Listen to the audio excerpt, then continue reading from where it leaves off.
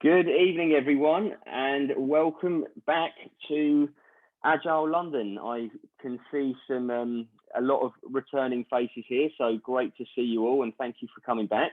And actually, quite a few newcomers as well.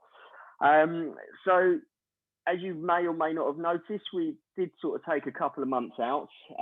Reason for this, I felt that numbers were slightly dropping on the interest for some of the events. I think clearly over the last sort of few months, maybe even longer, we've had quite a lot going on, and sometimes I think as regularly as I was doing Agile London, people were actually getting Zoom fatigue and probably didn't want to be sitting on an Agile London on the laptop at home at 6 o'clock after being on it all day.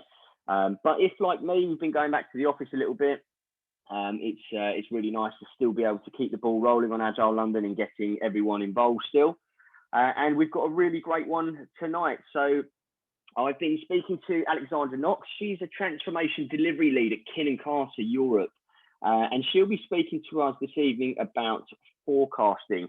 So I'm now going to hand over to Alex, but if just to quickly cover some of the house rules, please keep all questions to me at the end. So basically what I mean by that is I really like to keep the fluidity of the talk and give Alex a chance to answer questions at the end clearly to everyone, and everyone hear the questions clearly as well. So if you do have any questions at all, and I really want to encourage questions, please drop them into the chat privately to me, and I will ask them to Alex at the end on your behalf.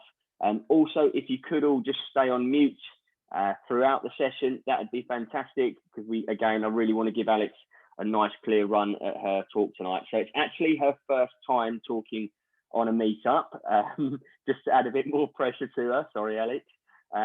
But I'm sure you're going to absolutely smash it. So I'm now going to hand over to you. And your talk about forecasting. Great, thank you very much. So give me 2 seconds.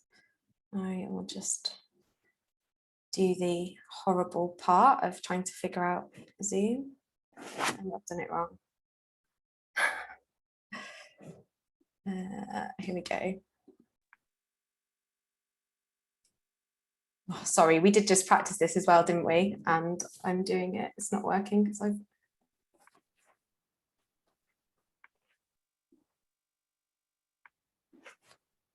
Okay, let's try this again. Sorry, guys. Terrible start.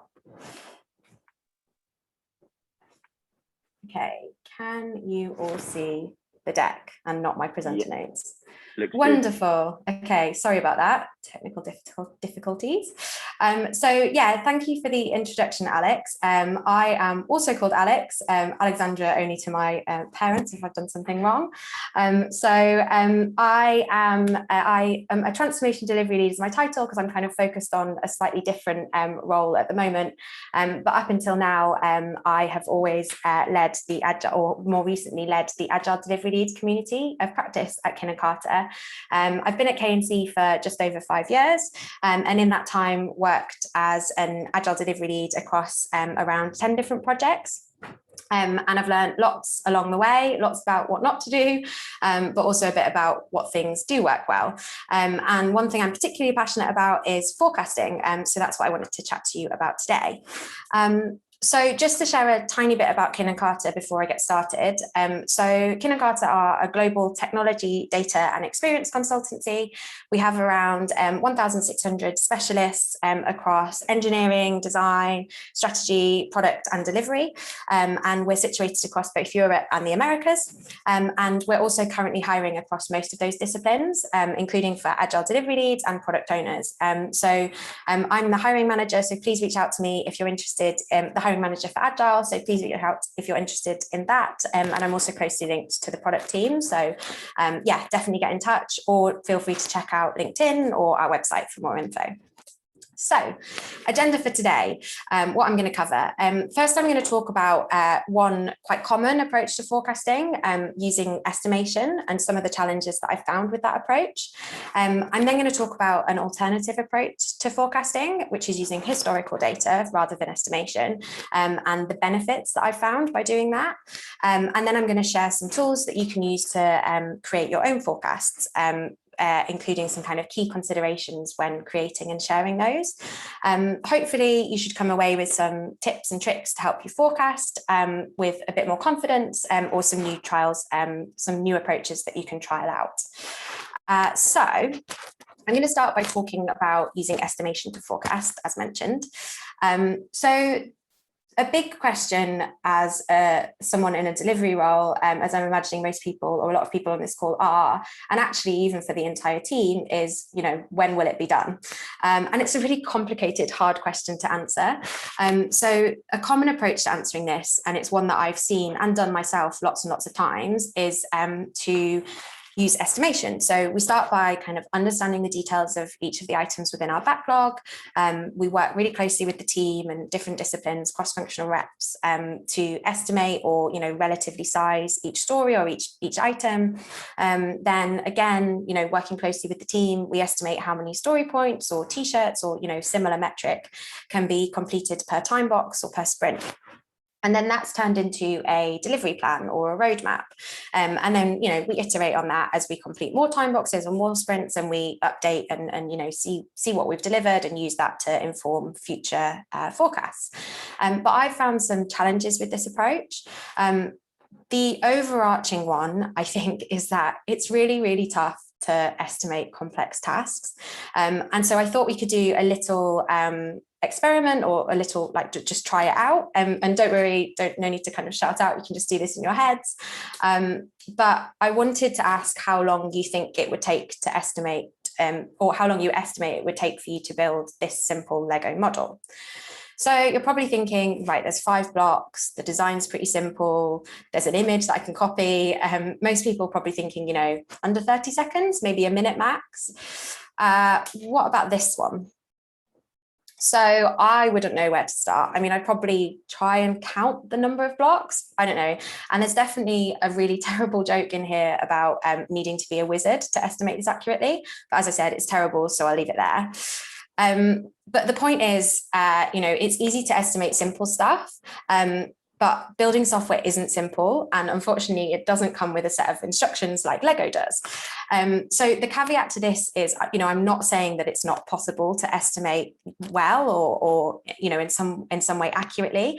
I think if you're building something very similar to something you've built in the past, with a very similar team and very similar conditions, you can do that. I guess this is for the majority of cases that I've worked in, where actually we're building something, brand new with very little rework from past projects. So what this chart shows is some team data from a project that I worked on. It shows the story point estimate on the x-axis, and then the cycle time, so the actual number of days taken to complete each of these tickets. And as you can see, the cycle times vary really significantly. So I'm really sorry, I don't know whether you can hear through the headphones, there's some drilling in the background, which is great timing, so apologies for the background noise. So yeah, if you look at the middle of this chart, at the story point estimate of a 3, you can see that the tickets, the number of days it took to complete those story point estimated tickets was massively varied between 1 day to 17 days. And there's actually, pretty much every other number of days in between. So there was real variation. And you can also see that for the story points that were a 1 on the left-hand side, which, the team thought were seemingly pretty simple, actually took a really, really long time. So some of them, or 2 of them, took 10 and 11 days. So I don't think that this is any way because the team were bad at estimating. They were quite newly formed and many of them were new to the product, but there just ended up being a lot more unexpected complexity hidden within these tickets that we didn't know when we started out. And I think this is because, expecting our estimates to become a reality is really unlikely because we don't know what we don't know. We don't know the unknown unknowns. And unfortunately, we can't predict the future. So it makes it really challenging. This is Hofstadter's law. I'm not sure I'm saying that right, but hopefully I am. And according to this law, you will always underestimate how long something will take. Even when you know that you probably will do that and try to compensate for it, you'll still underestimate. And I know that this is true for myself, even in kind of the simplest things I do. So for example, getting ready for work, I do it every single day. I should be able to estimate how long it's going to take and be ready for work on time, but I still struggle with it. So I think, even when something is done regularly and you know it quite well, it's hard to estimate because we don't know what might come up and be, an unknown. So having said all that, it makes it sound like I hate estimation. That's definitely not the case. I think it's a really, really valuable practice. And there are a few reasons for that. I think the first and most important one is that it builds that shared understanding. So by having cross-functional representatives from each of your disciplines in those sessions, in estimation sessions, we can help ensure that everyone in the team has the same understanding and that we're kind of digging into all of those details. I also think it allows risks to surface. So by estimating, it often brings up the complexity or the known unknowns or the potential pitfalls through that process. And also it brings them up nice and early so that we can kind of plan around them and manage expectations around them. And I think also it helps us prioritize. So if we have a ticket that comes out at a really high estimate, that might lead to a decision to either kind of scale back the scope of that ticket and simplify it, or to prioritize it lower based on the effort, with the effort not being worth the cost. So yeah, I still think estimation is super valuable. So now I'm going to talk a bit about forecasting with historical data. Which, as I said, is kind of an alternative approach to answering that kind of all-important "when will it be done" question. So the first step in this approach, and probably the most important, is to work with that cross-functional group to break the backlog down into small, evenly sized stories. I say that, which makes it sound really easy, but actually that's a really hard thing to do. So I'd say doing that to the best of the team's ability is what's important. I think this step is really important because it helps with the accuracy of your forecasts. If you have huge variations in sizes, that means there's going to be, a lot more variation in your forecast, which means it's kind of harder to deliver a clear date or clear set of dates. However, as with estimation, what you think is small and evenly sized when you first speak about it might not be that way when you deliver it, probably won't be that way. But I think just putting in the effort and the time to do this is the important thing. So the way I would go about doing this is through the estimation process. So digging into the granular detail of each ticket, coming up with an estimate, using something like planning poker to come up with that. And then once you have estimated, thinking about the larger tickets and putting a real focus on trying to break them down further.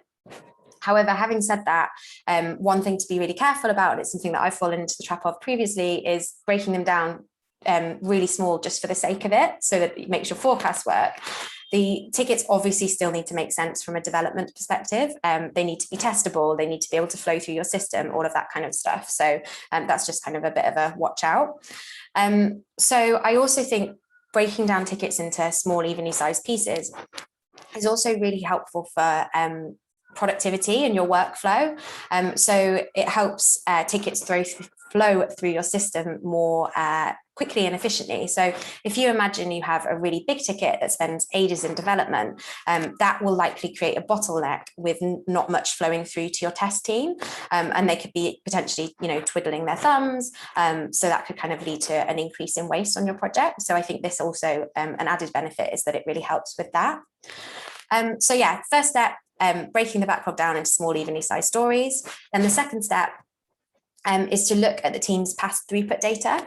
So by past throughput data, I mean the number of stories that have been completed in any given time period. Statisticians generally say that 30 completed data points or tickets is a kind of useful minimum sample size. So aim to start with 30 data points. And if you don't have any data at this point, because the team is brand new or something like that, I would start with just using estimates, because that's kind of the best that you have at this point. And then once you have those 30 data points, hopefully after a few weeks or a month, you can then start to use this process. And then once you have this data, use that to help you forecast what you think will likely happen in the future. So here's a hugely simplified example of what I mean, and I'll go into lots more detail on this in the later slides. But we could say that on average, the team completes around 10 stories a week. So if conditions remain similar, we expect them to complete around 10 stories a week in future as well. So I think using this approach will hopefully make our forecast more accurate, but it definitely won't give us 100% accuracy. We still can't predict the future, but as this is based on actual data rather than, I think, educated guesses, we should hopefully see the accuracy increase. So there we go. From my experience, there are some really key benefits to this approach. So I just wanted to talk through a few of those. So the first one is around reducing pressure. So I think asking your team to kind of commit to a certain number of story points can potentially create or place a little bit of pressure on them or stress upon them, because what you're asking them to commit to is something that may not be known at that point. Whereas if we use the number of stories instead, or the throughput, that pressure is reduced because the team's estimates weren't what defined that number. However, they are still making the commitment, which is what's important. They're still committing to a number of stories, but it's based on what's been done in the past and the data rather than what they think will happen. So it kind of reduces the pressure there. I think the second thing is around avoiding arbitrary timeframes. So there's a law called Parkinson's law, which quotes that work expands so as to fill the time available for its completion. I think by giving tickets story points, we're stating that some will be larger or more complex than others. So I think that could lead to team members, unconsciously feeling like they maybe have longer to work on them. So if someone has a story point of an 8 or a large t-shirt size compared to someone with a story point of a 2 or a small t-shirt size, they might think I've got longer to work on this. So the work might expand to fill that time. I think the third thing is around maintaining agility and flexibility. So when you forecast with estimates, that implies locked scope because you're forecasting based on a specific set of stories and the story points that are associated with that set of stories. When we use, a number of stories instead, I think we can flex the backlog as we learn so that we're always making sure that we're doing the right stories and the stories that are going to deliver the most value. And then I think the final thing is around, increasing accuracy and building trust. So when you're using actual team data over estimates, I've found it makes conversations with stakeholders easier because they're less subjective. So rather than saying, we think this is what we'll deliver based on the estimates, you can say, this is what the data says. And so that means that you don't have that kind of, you can't, your stakeholders hopefully can't come back and say, well, that's your opinion, I think differently. You can just say, this is what the data says, and it's harder to argue with.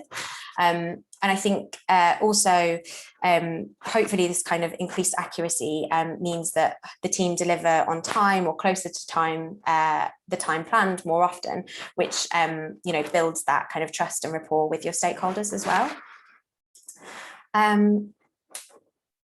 Sorry, my spacebar seems to be, my enter button is locking.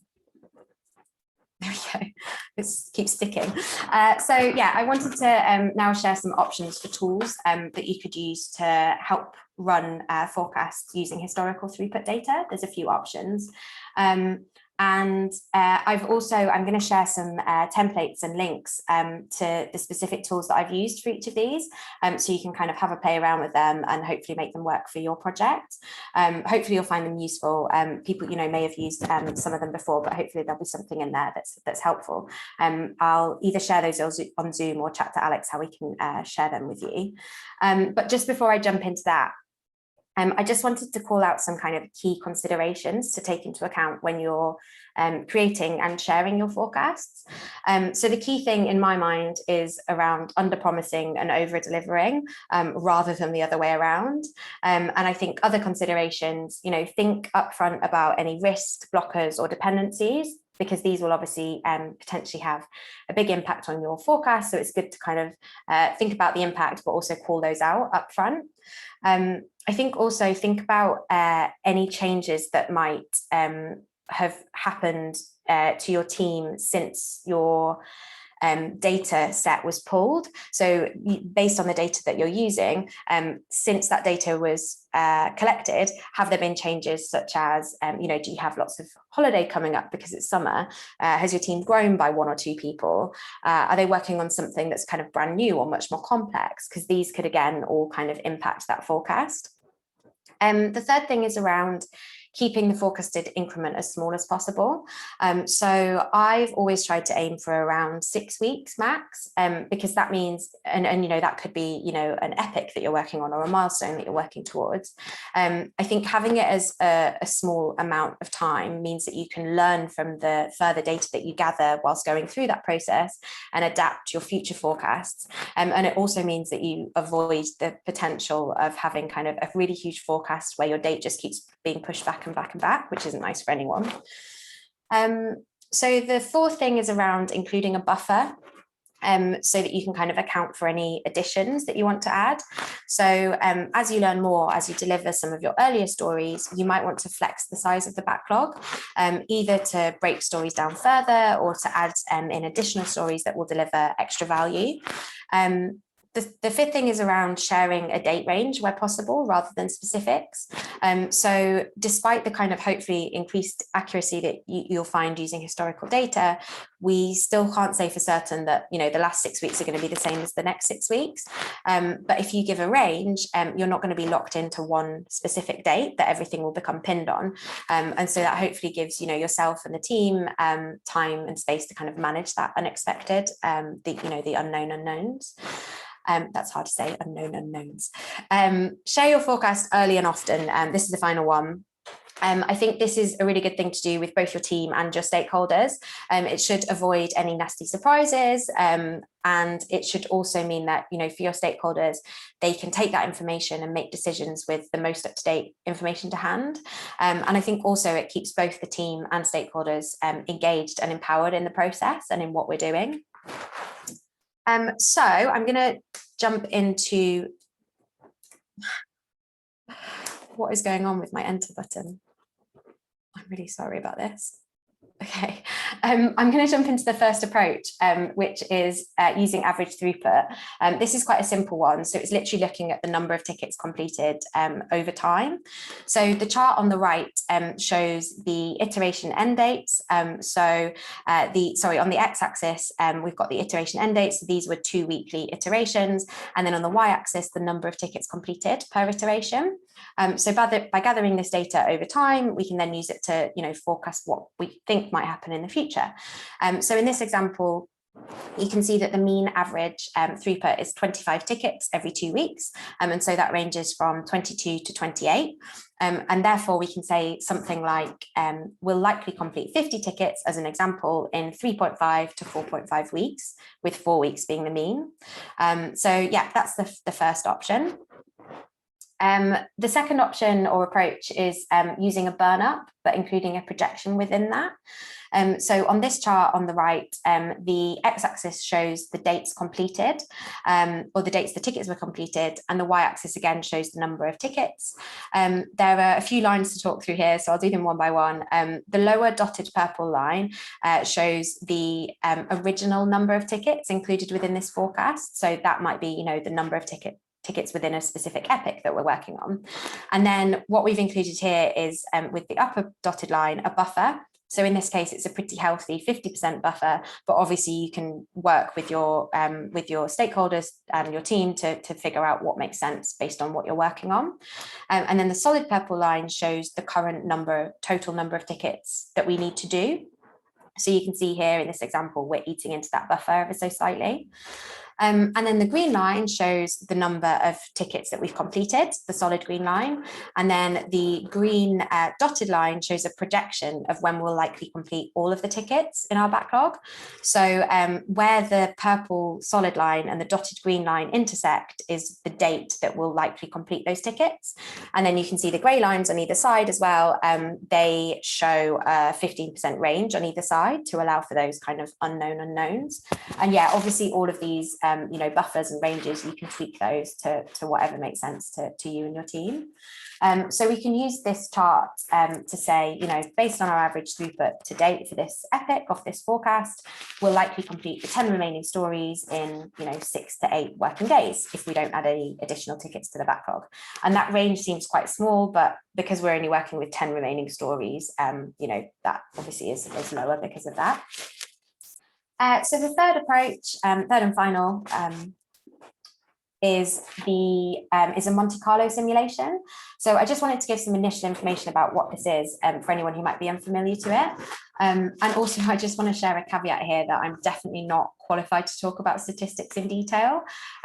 Embarrassingly, I still sometimes get my X and Y axis mixed up. And based on my troubles changing the slide, you can see that I'm definitely not qualified, but I have used this tool quite a few times and I found it really valuable. This is a statistical model that helps find patterns in historical data when we're working with uncertain or unknown conditions. It's named after a town, Monte Carlo, which is in Monaco, because the approach is kind of similar to a game of roulette in terms of the element of chance. And the really great thing about this is that stakeholders can decide their level of comfort or risk based on the requirements. So, for example, if we need to promote a date for a release externally, and there's a big PR campaign around that, we obviously want to ensure that we definitely hit that. So you can choose to go with a much higher level of likelihood, or if it's something that we're working on internally and it's not so important that we hit the date, you might want to take a bit more risk. So how does this actually work? So we use a tool for it. I tried to create my own version of this in a spreadsheet and it didn't go to plan. So yeah, we use a tool called Actionable Agile, which I'll talk about a bit further in a second. Where you input your historical throughput data, and again, 30 data points is a good number to start with, and then the tool runs 10,000 trials or potential outcomes using that data to give a model of what may play out in the future, and different likelihoods for each of the different outcomes. So you can see on the chart, we want to know the date when 50 items or 50 stories will be complete. And what this says is, based on those trials that it's run, you can see that on the left, we've got the date is the 27th of July. And with that, we can say that with 35% likelihood will complete on that day, which is obviously quite a low likelihood. You probably want to go with something a bit higher. But yeah, we can use this to say perhaps, based on our historical data, we'll likely complete 50 tickets from the 7th of August with a 70% likelihood to the 21st of August with an 85% likelihood. And yeah, you can choose that range with your stakeholders. So yeah, as mentioned, Actionable Agile is the tool that we use at Carta to create these. You can get a free trial, which I think lasts for about a month, but then you need to move to a paid version. I think it's around $200 annually, which in my mind is definitely worth it. It's got loads of great benefits. So it integrates really simply with Jira and with Azure DevOps, and I think other issue tracking tools as well. Or you can manually upload your data. So you need to format it in a quite specific format, but you can use Actionable Agile to pull an example of that format and then just match the format. So it's fairly simple to do. And it includes loads of other great features. So things to help you, improve predictability and productivity. So it looks at things like cycle time and, helps you to work with your team to reduce that, as well as work in progress and like helping your team to, focus on one thing at once. And you can also, so the screenshot and the example that I spoke through is Monte Carlo when.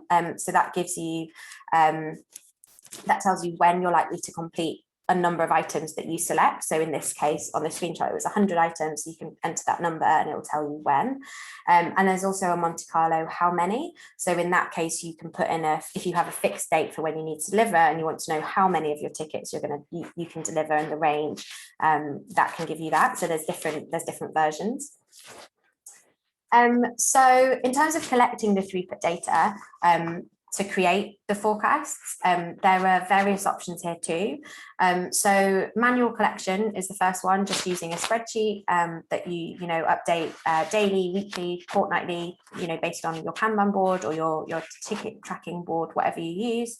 And this option is definitely a bit more time consuming, but I think you have more control over it. And I found it useful because you're entering the information manually. You can kind of see when inefficiencies crop up in the team, or when anomalies in the data come up. You can kind of see those and you have a bit more control over them. I've included a link, and I mentioned this earlier, and we'll make sure that we share this, to a Google template that I created that you can use for data tracking, but also to create the throughput averages and the forecasting burn-ups that I spoke through. So yeah, we'll share that. And then the second option is using Jira, or whatever ticket issue tracking tool you use. So normally, they'll come with their own reporting. So obviously Jira does sprint reports, or you could choose to do them weekly, or whatever kind of time periods you're wanting to look at. And then the third option, which I've obviously spoken about, is Actionable Agile. So this is definitely the speediest and probably the most reliable option. There's no human error, but obviously it comes with an associated cost. And yeah, again, I will make sure that we share the link to that.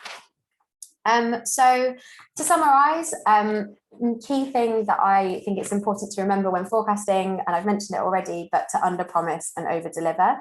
I think it's always the way to go, and it's always served me well. A few things to call out. So I think estimation as a practice is extremely valuable, so that we can kind of understand and uncover key information about what we're working on. But actually estimating complex tasks is really difficult. So and using those estimates to forecast may throw up some challenges. Using historical data, on the other hand, which is based on what's actually happened rather than educated guesses, will likely give you a more accurate forecast. Although it will definitely not be perfect or 100% accurate, hopefully slightly more accurate. And I think the other benefits that come with that are, as mentioned, maintaining agility, reducing pressure on the team, and also building the confidence of your stakeholders. And there are loads of different options for collecting data and turning it into a forecast. So yeah, I really hope that you have some useful ideas and tips for things that you can try out based on what I've spoken through. So yeah, that's it from me. Thank you for listening. Are there any questions? Alex, that was fantastic. You spoke really, really well. Honestly, wouldn't have known that was your first time. So yeah, you did really, really well there. Well done. Thanks, Alex. Yes, some questions have come in. Great. Okay, so first question. How do you manage that tension between small, even stories and ensuring each story has user value? Oh, good question. I think well, that is a good question. It's a hard one. How do you manage the tension? I think that was where I was saying it's a fine balance between breaking it down and actually still making sure that it does have value. We shouldn't break them down so small that each increment is not delivering something useful. How do I go about that? I think it's just working with the team, working with the cross-discipline experts who know the best way to go around these things and the intricate details of the ticket. But yeah, it's hard. And I think it's through conversation and collaboration with the team. Okay, thank you. Another one. How can you forecast when you know the epics, but you don't have a clear idea of the stories under the epics? I don't think you can. I think you need to go through the breakdown process. I mean, I wouldn't have a clue how to do that, or where to even start. I think, if you know your epics, you before trying to estimate, you need to give yourself time, and it takes a lot of time and effort. But if you want to actually provide something that's accurate in terms of a forecast, I think you need to give yourself and the team a lot of time to break them down into the stories. I think that's a fundamental part of it, and I definitely wouldn't feel comfortable giving any sort of estimate or forecast without that, unless it was a really well-known piece of work. So, if it was something that you'd done a very similar version of in the past, then that could be possible. But thank you. How do you deal with other stakeholders who always want to add in urgent work, who then complain that why does it take forever to get work done? Yeah, good question. I think I always try to make the conversation about, yes, we can do that, but it will mean that we can't do this. So it becomes like a prioritization game, which kind of puts the onus or the decision back on them. I think, that will always happen. And I think if you say, we only have this much capacity, this is our throughput, this is how much we can deliver. So, we can deliver 10 stories a week. What do you want them to be? Yeah, we can pull in that urgent request, but that means this is going to drop out. So I just think making that super clear is really and putting that decision back on them is really the only way around that, but it's hard. Do you have any tips on changing the mindsets of leadership who do not respect time boxes or sprints? I think so, actually, and I know I've talked about sprints a lot because I know that they're very commonly used.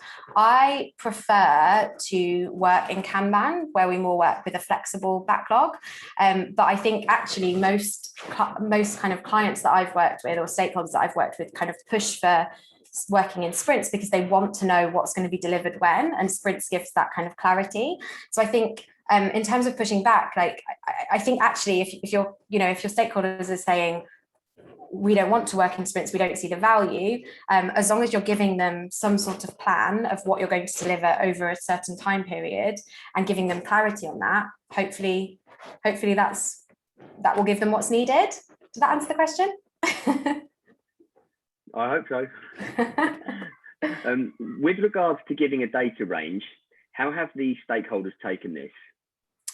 I think you will definitely get some stakeholders who will just jump to the middle point and say, right, that's the date. It totally varies. I think actually, if you think about the Monte Carlo simulation, if you say to them, what's your appetite for risk, and if you say, if you want to take that middle range, this is how much risk there is within that, whereas if you want no risk and you want to be sure that we're going to deliver by this date, you need to take the further out date that has the 95% likelihood. So I think I think actually with a lot of this, it's about bringing them into the process and helping them understand how you're doing it, and talking them through the models, talking them through the different ways, and saying it's up to you which you want to choose. But if you want to go with that middle date, I have to tell you that there's a 50% chance that we won't deliver by that date. And I think as long as you kind of, it's probably slightly different if you're working in-house to working with clients, which I do. And I'd always make sure that I, get that in writing and get that confirmed with them. But yeah, I think trying to put the decision back on them is probably quite helpful, hopefully. Okay. Throughput is a valuable measure to capture, but how do you look at value delivered? i.e., how do you know your teams are building the right thing? Yeah, that's a really good question. It shouldn't just be about how many things you're delivering. I think other metrics, I think throughput is a great metric, but it needs to be used alongside lots of product metrics. So, things like user satisfaction. Why can't I think of any other product metrics off the top of my head? But yeah, really thinking about, what impact it's going to have on the end user as well. So I think it's a great metric, but it needs to be used alongside lots of other, more product focused metrics that are focused on the end user and the business, I guess. How can we forecast whether we can deliver a project in 3 to 4 sprints? We do not have a list of PBIs in the backlog, and they are not estimated by the team yet. And we can get estimates only for a few stories in each refinement meeting. That's a hard one to answer. I think you need to, it's kind of what I said in answer to another question, like you need to, if you can give something very high level and without the detail, but you need to commit to spending that time and try and get your stakeholders on board with spending that time breaking things down and focusing on them. And I think in terms of only kind of getting a couple of estimates per session, there's ways that you can make those sessions really, really focused and, ask really targeted questions around, certain things. And also I think sometimes it's better to not include the entire team in them, definitely making sure that you've got representatives or a couple of representatives from each of the disciplines. But I've sometimes found that, having the entire team, there are so many different opinions that come up that it takes ages.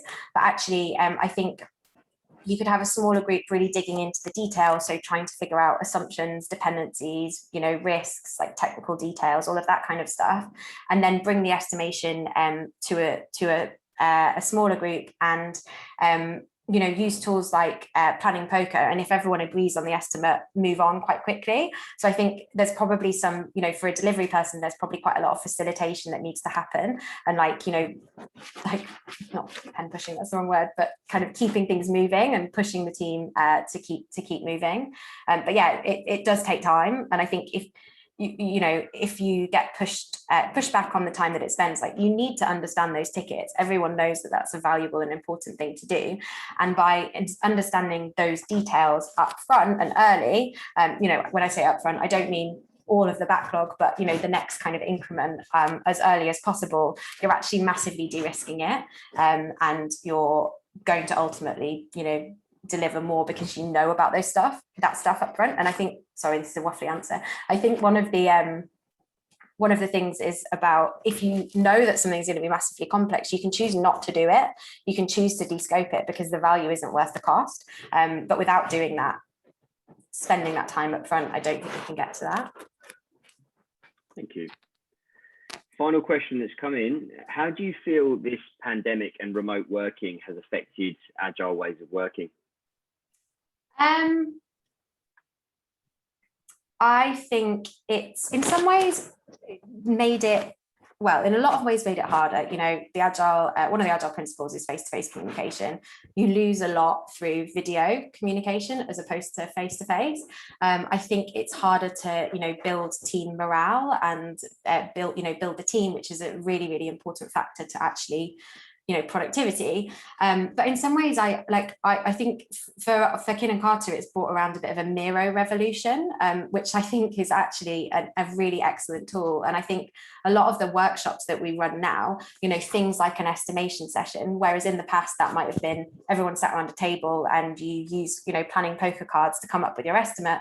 Now we can have a workshop on Miro that we're all looking at, and you can have so many intricate parts to that really easily that we maybe weren't able or didn't do in the past. So I think it's made us think about how to make things efficient and think about how to do those sessions efficiently. But yeah, no doubt it's been really hard, and I think we all really miss the face-to-face aspect. Yeah, I agree. I mean, the advantage, some of the advantages, just for Agile London speaking, we can host an event, and often we have people from around the world at this online event listening to people like yourself, whereas before it was all on site at a company that wanted to host, and we'd have people there. So I think there's pros and cons to it, but hopefully things sort of slowly get back, or quite quickly get back to normal now as things progress.